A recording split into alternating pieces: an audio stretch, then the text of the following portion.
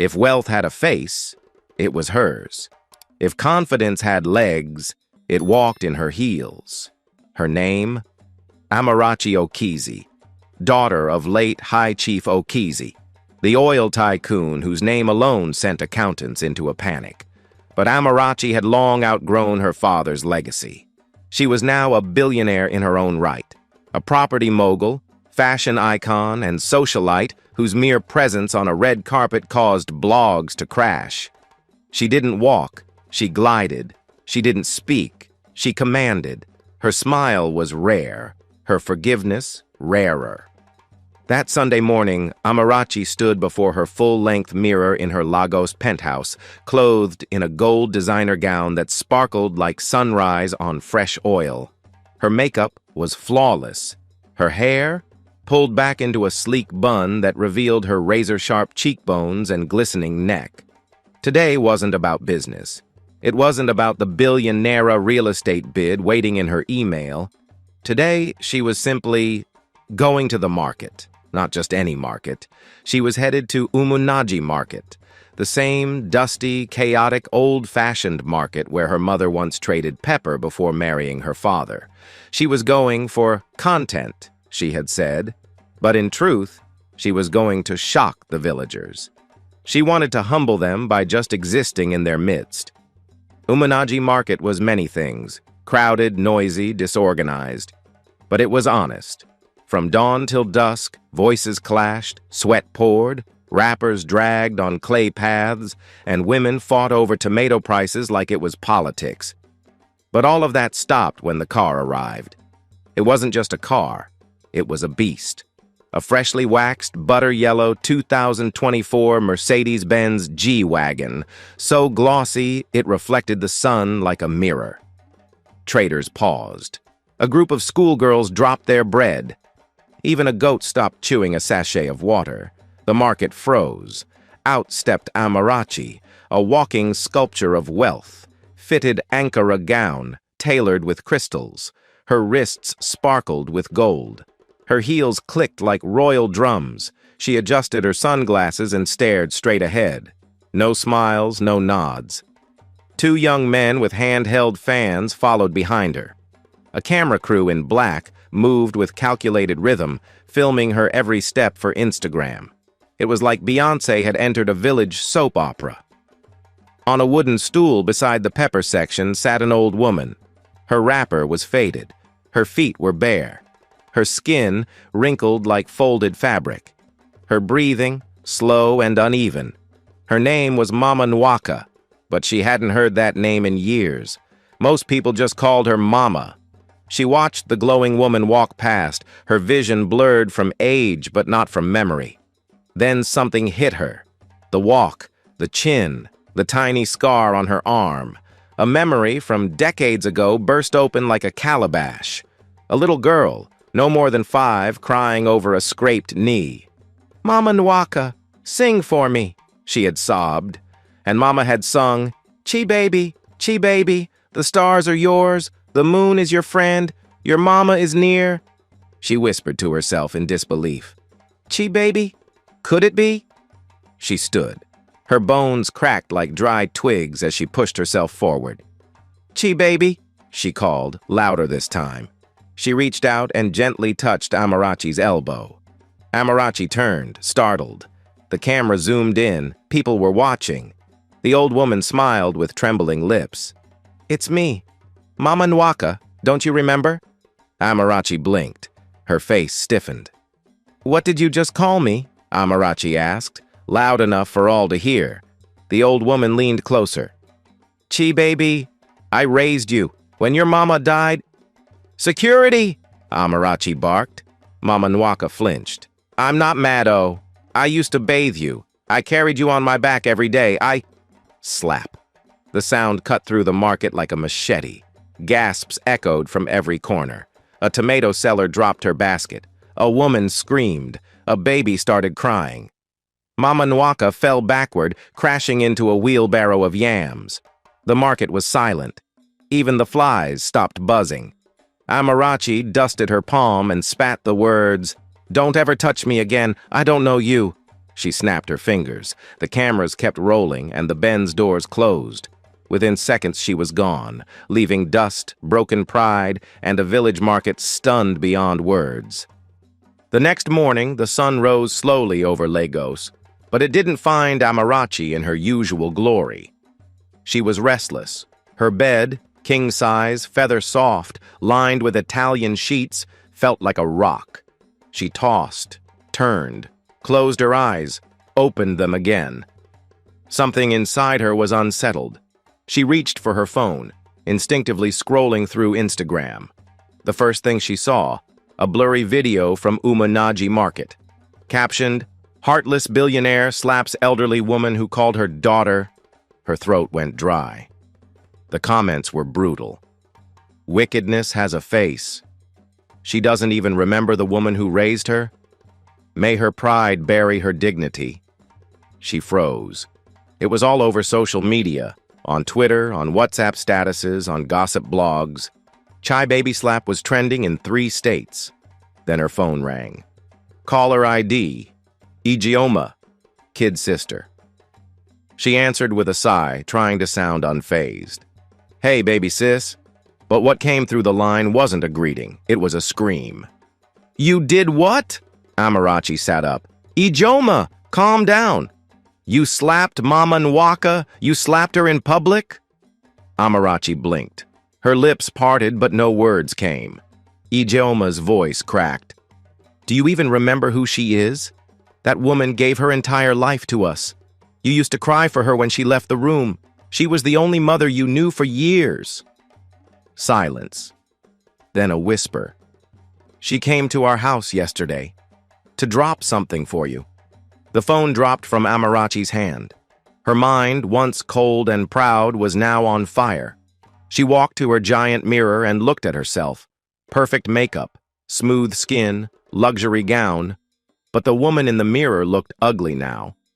Suddenly, memories came rushing back like flooding rain. A small clay lamp glowing in a dark room. A woman with rough hands washing her hair while singing, Chi baby, your mama is near." A night she had malaria and Mama Nwaka sat by her all night, placing wet cloth on her head and singing lullabies. The day Mama Nwaka sold her gold bangle to buy Amarachi school shoes, she collapsed to the floor. No tears came, just shame. She had become everything Mama Nwaka warned her not to be. Proud, heartless, blind to her roots. 3 days after the incident at the market, Amarachi sat in the VIP lounge of a high-end gallery in Lekki Phase 1, dressed in a silk emerald green jumpsuit, sipping lemon water like royalty. Journalists gathered to cover the launch of her new real estate app, Amalux. Every light was on her. Every eye was watching. Amarachi basked in the glory until her assistant leaned over and whispered, "Ma, that old woman from the market is here again." Amarachi froze. "What?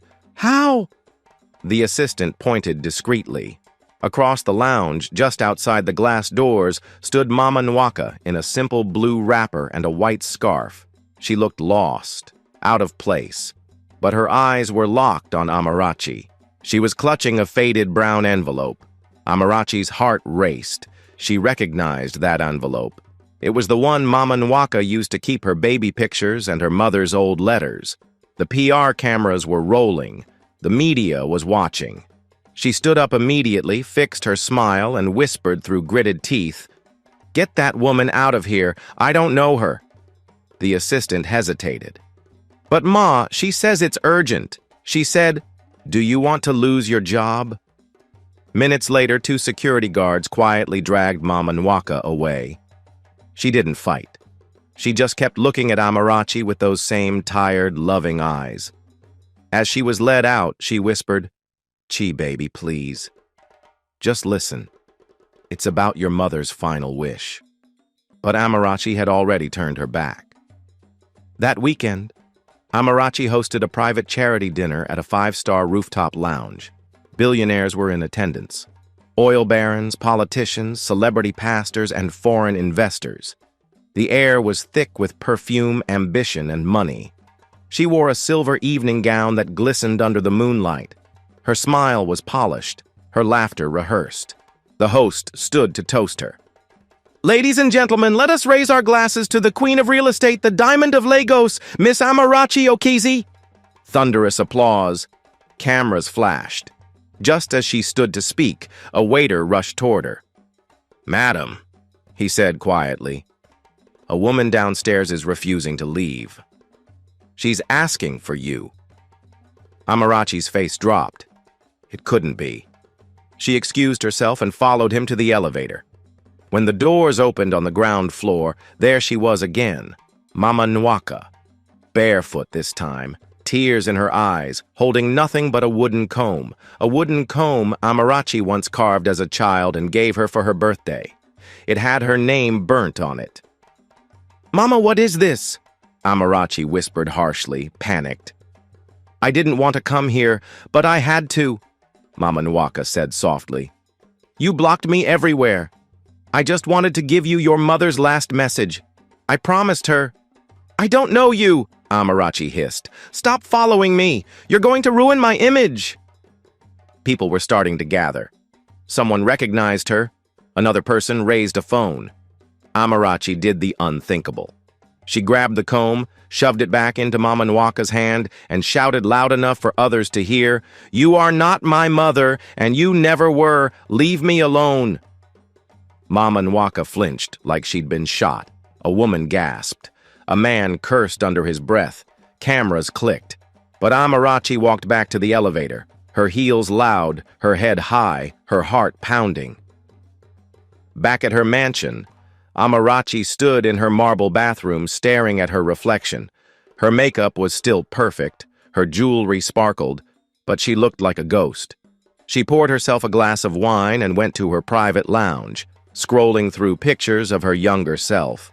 Photos with Mama Nwaka at her graduation, at her first birthday, the one where she was sitting in a basin of water, laughing. Then she remembered something. Her mother's last letter. Mama had written it on her deathbed. Amarachi had never opened it. It was handed to Mama Nwaka to give to her when she turned 30. She had turned 30 last week. Was that what Mama Nwaka had been trying to deliver? It had been 2 weeks since the charity dinner scandal. The internet had moved on, but Amarachi hadn't. She couldn't sleep. Every time she closed her eyes, she saw Mama Nwaka's eyes. Not angry, not bitter, but heartbreakingly kind. She kept hearing that soft voice whisper, "It's about your mother's last wish." But Amarachi pushed it all aside. Pride was a thick wall, and she'd built it high. That morning, she was seated in her glass-walled office on the 31st floor of the Amalux Tower. Her lawyers and investment team were gathered around, celebrating. "Madam, the Lekki Island deal is almost ours. We just need final signature from the land trustees," she smiled thinly. "Schedule the signing for Thursday." "Already done, Ma." As they left the office, Amarachi reached into her bag for her lip gloss and paused. A folded paper, old, brown-edged, soft like cloth. It was the letter, the one Mama Nwaka had tried to give her at the gallery, the dinner, the hospital. She stared at it. Her heart pounded. She almost opened it. Then she scoffed and tossed it back in her bag. What could possibly be in there that matters now? She whispered to herself. She didn't realize. That decision had just cost her everything. Thursday came.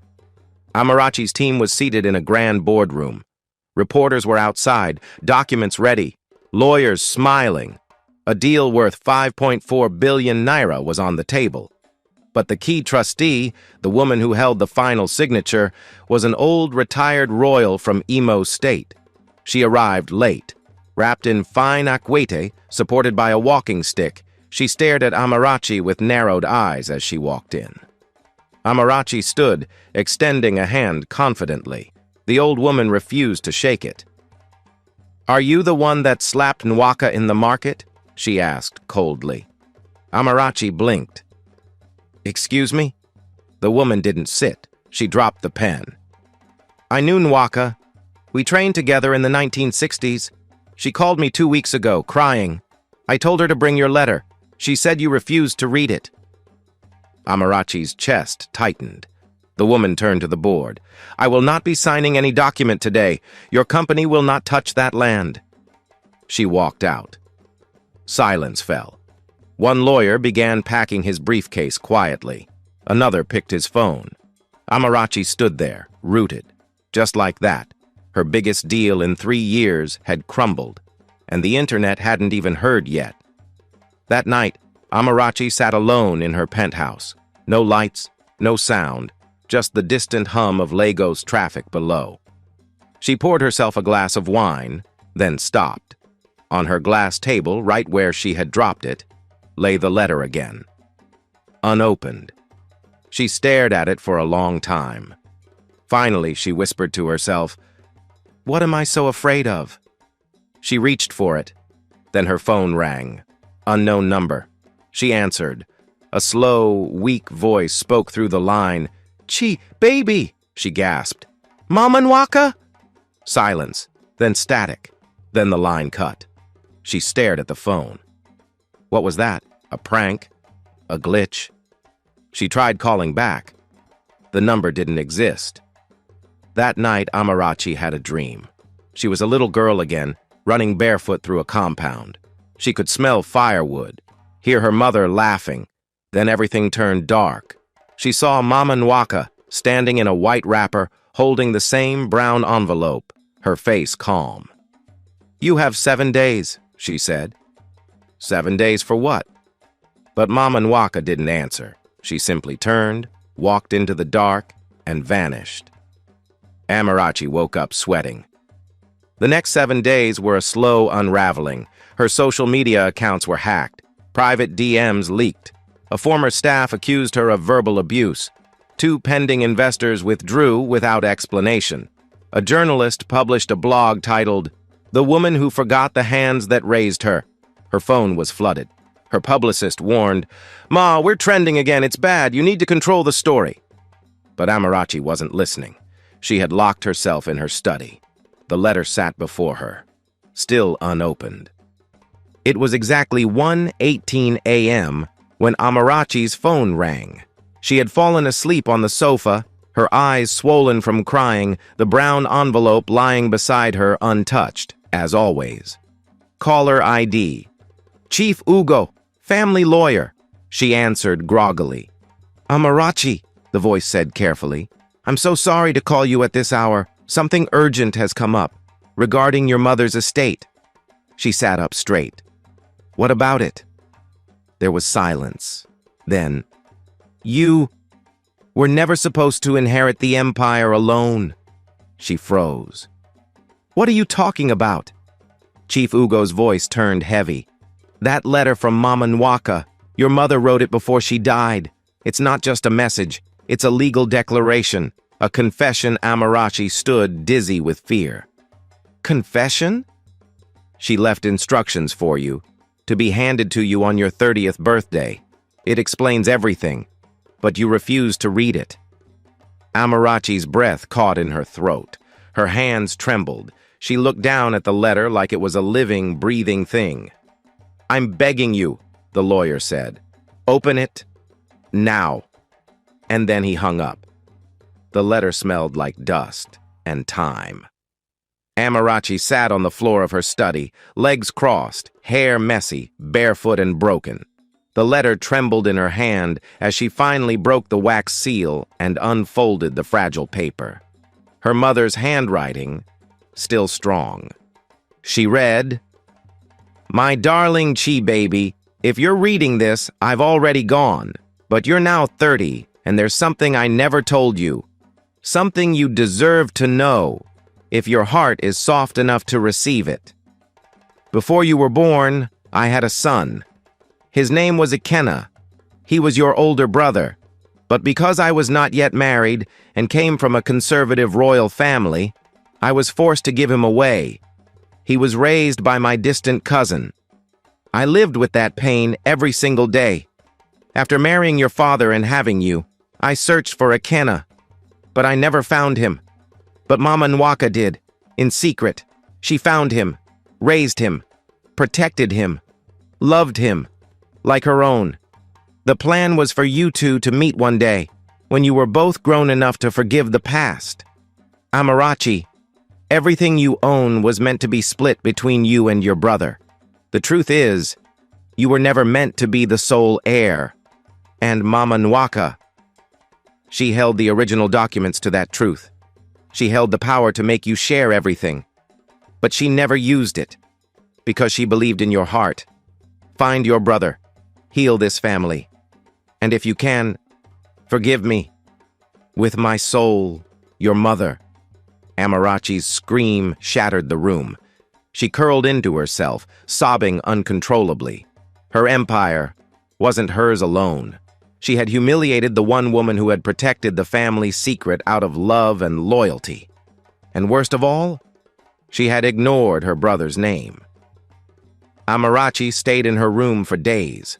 No phone, no internet, no PR team. She kept reading the letter over and over, each word slicing deeper than the last. Who was Ekena? Where was he? Had she met him and never known? Had Mama Nwaka tried to introduce them? Then, like a flood, memories returned. A quiet young man who once worked briefly at her estate as a landscape designer. Mama Nwaka had insisted on hiring him. She remembered how the old woman kept asking her to sit and talk with him. She remembered the resemblance, the quiet eyes, the mole on his shoulder, just like hers. She ran to her estate manager. "Find that boy, the gardener from last year. They searched, and then they found his file. Full name, Ekena Iweanya, no known parents, no fixed address, except for one emergency contact, Mama Nwaka." Amarachi found him in a woodworking shed behind a small church in Owerri. He was teaching teenagers how to carve tables. His hands were rough, his shirt was plain, but his face was peaceful. She approached him slowly. "Ekena?" she said. He turned, paused, then nodded. "You probably don't remember me," she whispered. "I do," he said gently. "I worked for you once." She nodded, too ashamed to speak. "I just found out," she said, her voice cracking. "About everything. About you, about Mama, about our mother." He didn't speak. He just looked at her, with calm, wise eyes. "I'm sorry," she whispered. She fell to her knees. "I don't care about the money, or the land, or the brand. You're my brother." He crouched beside her and said softly, "Then prove it." 2 weeks later, Amarachi held a press conference. Not for damage control, but for truth. The room was full, lights flashing, journalists ready to pounce. She stood up, no makeup, simple dress, hair pulled back. She told the whole story. She read the letter aloud. She introduced Ekena to the world, and then she said, "Starting today, I step down as the sole CEO of Amalux Holdings. I now co-run the company with my brother. And this," she turned to the massive photo of Mama Nwaka projected behind them, "is the woman who saved us all." Silence, then clapping, then crying. The internet exploded. It was a warm Saturday afternoon in Umonaji Market. The same dusty market. The same women who had watched Amarachi slap an old woman without blinking. The same stalls. The same sellers. But today everything was different. There were canopies, cameras, a crowd. At the center, under a white tent, stood Amarachi, dressed simply in a white lace gown with no jewelry, no makeup, just a single red bead on her wrist. Her brother Ekena stood beside her, a massive portrait of Mama Nwaka hung beside a newly unveiled plaque with the words, "In honor of Mama Nwaka, the mother who raised the forgotten." Amarachi stepped forward. She took the mic. Her voice trembled. She looked out at the sea of faces. "I came here months ago in pride. I thought my power made me untouchable, but I was blind." She paused. Tears rolled down her cheeks. "I slapped the hands that once fed me. I rejected the heart that once carried me. I denied the woman who sacrificed everything to protect a truth I wasn't ready to face." The crowd was silent. She tried to reach me again and again, but pride is a loud prison, and it cost me the chance to say goodbye. She turned slowly, stepped toward the unveiling curtain, and pulled it down.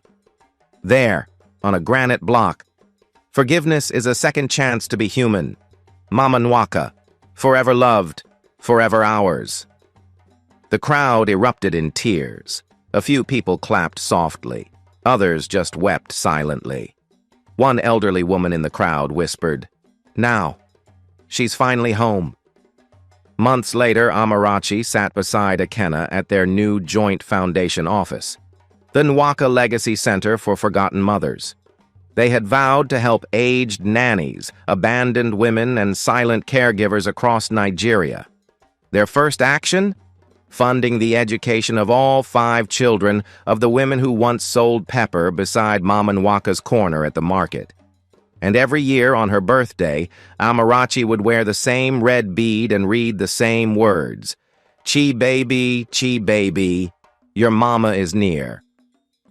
The moral of the story: never forget who held you before the world knew your name. No matter how far you rise, if you deny your roots, you deny your soul. And sometimes, the person you're too proud to be seen with is the one who holds your life's biggest key. If this story touched you, if it made you cry, reflect, or remember someone you once called Mama, then don't just watch and scroll. Say thank you, make peace, and share this story with someone you never want to forget. Drop a red heart in the comment section if Mama Nwaka deserves to be remembered. And don't forget, subscribe to African Tales by Imade for more powerful stories like this. Stories that heal, stories that teach, stories that will stay with you forever. Because here, we don't just tell stories. We bring African wisdom back to life.